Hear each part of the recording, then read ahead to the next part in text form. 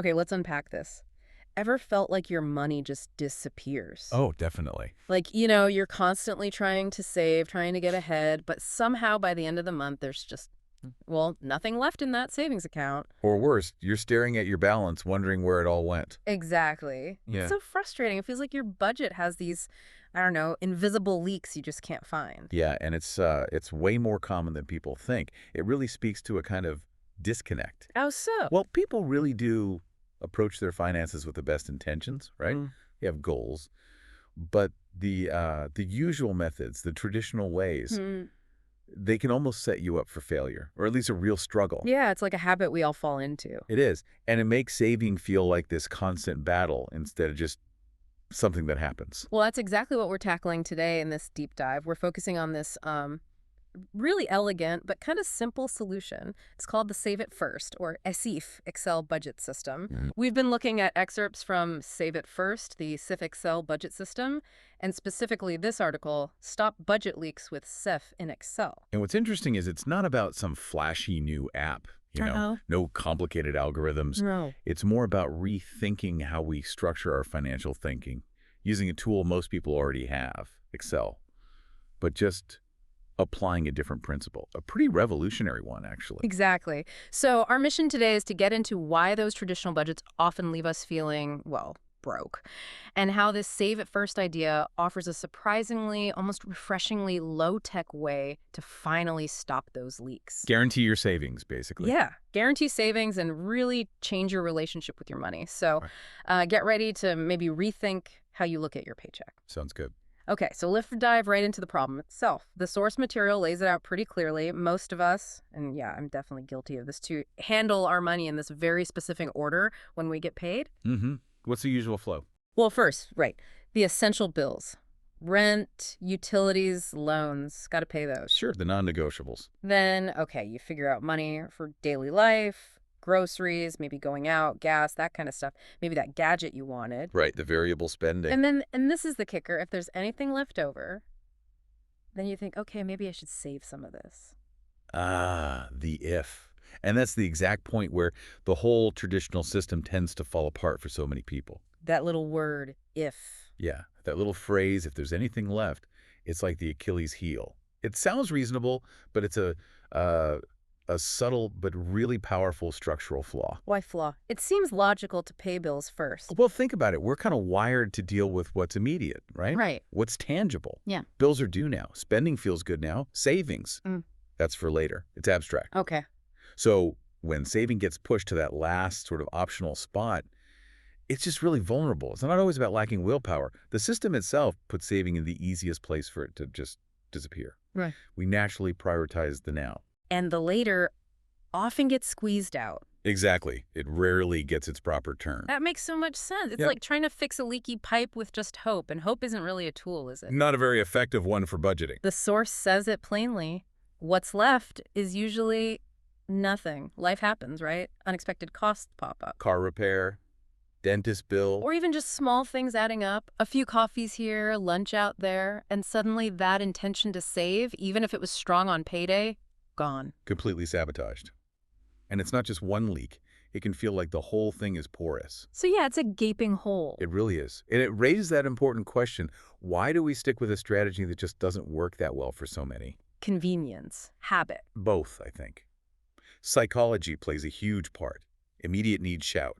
Future goals whisper. Bills have deadlines. Buying things gives instant gratification. Saving feels like delaying fun. Pretty much. Yeah. It feels like deferring pleasure. So when you frame it as, if I have money after everything else, then I'll save, you're making it conditional. Conditional on having extra money, which... Yeah. Which rarely happens as planned. So it's this flawed system design that actually unintentionally encourages spending over saving. That's why those money leaks feel chronic. Okay, so if saving last is basically setting ourselves up to fail, what's the alternative? This is where Save It First, or AIF, comes in, the Money Map Navigator concept. Yeah. It does what you said earlier. It completely flips that script. And instead of saving being last, Zeph moves it right to the front of the line, like right up there with your rent or your mortgage payment. Okay, so it's treated like a bill itself. Exactly. And that's more than just moving numbers around on a spreadsheet. It's a fundamental shift, isn't it? It's reordering your financial priorities. Yeah. Tell me more. Well, if you really think about it, AFAF basically redefines what a fixed expense even is. Traditionally, that's rent, utilities, loans, Hmm. things you have to pay. Right. SAF adds your future to that list. Saving becomes non-negotiable. It's essential.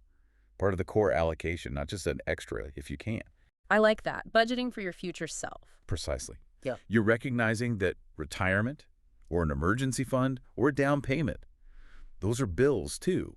Bills owed to your future well-being. Wow, framing it like that. Bills you owe your future self. That hits different. It makes it less about deprivation, more about immediate financial self-care, just directed towards the future. Okay, I'm sold on the principle, but how does it actually work? Especially in Excel, that feels kind of old school. Maybe, but powerful. The article explains that the moment you enter your income into the SIF Excel system, boom, it automatically allocates your SIF targets. Automatically. It's not a decision you have to consciously make every single payday, Mm. which, let's be real, is where things often fall apart. Yeah, easy to forget or just not do it. Exactly. So the automation, even simple automation in a spreadsheet, is absolutely key here. Okay. And, the choice of Excel is actually pretty fascinating. We live in this age of super slick, sometimes costly finance apps, right? Totally. Subscription for everything. Right. But the appeal here is this simple, structured system you already know how to use. Mm-hmm. It's not about fancy code.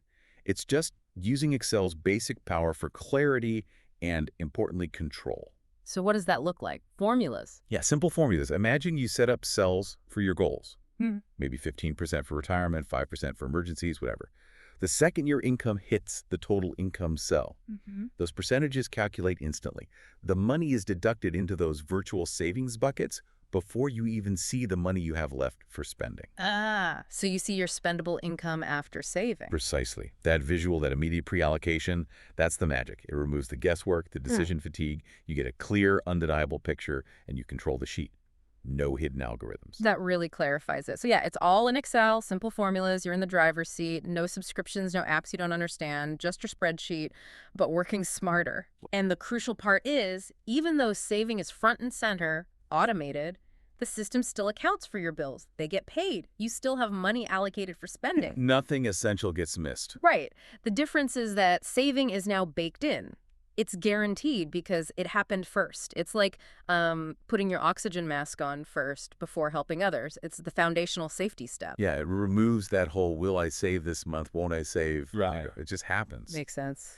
And it also tackles that the human tendency to sort of expand our spending to fill the available space. Oh, yes. See a big number in checking, feel richer than you are. Exactly. But if the savings are immediately earmarked or even transferred out, that available space for discretionary spending shrinks right away. It forces a kind of mindfulness. Never thought of it that way. And the simplicity is key. Using Excel just lowers the barrier. Anyone can basically do this. It keeps the focus on the method. Save it first, not on mastering some complex tool. That accessibility is huge. Yeah, it feels very empowering, actually. It is. Yeah. So this brings us to the real payoff, right? The impact, the benefits, the source puts it very clearly. With SIF, you stop hoping to save and you just do it every time you get paid. Imagine the peace of mind with that. Seriously, progress on your goals happens first. Automatically, systematically. You're building your future right off the top. It shifts the whole dynamic, doesn't it? From like a stressful wish to a concrete reality. Anxiety goes down, feeling of progress goes up. Guaranteed progress. I like the sound of that. And think about the psychology. Saving goes from being this chore, this struggle, maybe even associated with guilt. Yeah, I really should save more. Right. But with SIF, seeing it handled first, guaranteed. That creates this powerful positive feedback loop. Paydays become associated with building your future, not just paying bills. That's a huge mental shift. It really is. It's about empowerment, not deprivation. It builds confidence, cuts financial anxiety. You break that cycle of frustration. You're building momentum, seeing real growth. So, like, if that unexpected car bill hits, that emergency fund isn't some far-off dream you feel guilty about not having. It's actually there because you sift it. Exactly. The stress level in that situation is drastically different. You have options. You're resilient. Wow. What a difference. Instead of end-of-month dread, wondering where it all went, You know you already took care of the important stuff. Your future self is covered. you've plugged the leaks proactively, made your money work for you consistently. That's the goal. Okay, so just to kind of wrap up the main idea here for everyone listening, we've really dug into this save it first concept, Mm. moving savings right to the front, making it happen automatically every single time, using something as straightforward as Excel. Yeah. It's not just tweaking your budget. It's more like a fundamental shift in your financial philosophy, right? Moving from being reactive with your spending to being proactive about building wealth. Absolutely. And if you zoom out a bit, it really highlights the power of just one well-placed structural change in any system. How do you mean? Well, it shows that getting the results you want isn't always about more effort or even more income. Sometimes it's just about designing a smarter process. Allocating smarter from the get-go. Exactly. By prioritizing the allocation right at the start, you ensure your resources, in this case, money, automatically align with your long-term goals. And that principle, it applies way beyond just money. That's a really insightful point. It kind of makes you think, doesn't it? What's that? Well, it raises an interesting question for you, the listener, to ponder.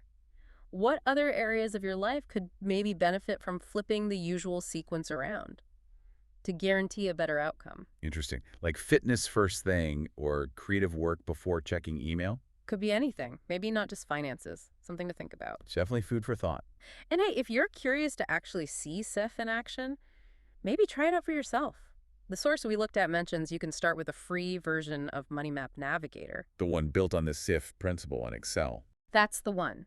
Leverages Excel for that clarity and control we talked about. And apparently you can upgrade later if you want without losing any of the data you've already put in. So a low-risk way to try it. Seems like it. A practical way to maybe take control of those budget leaks for good and finally make saving a guaranteed thing, not just a hope.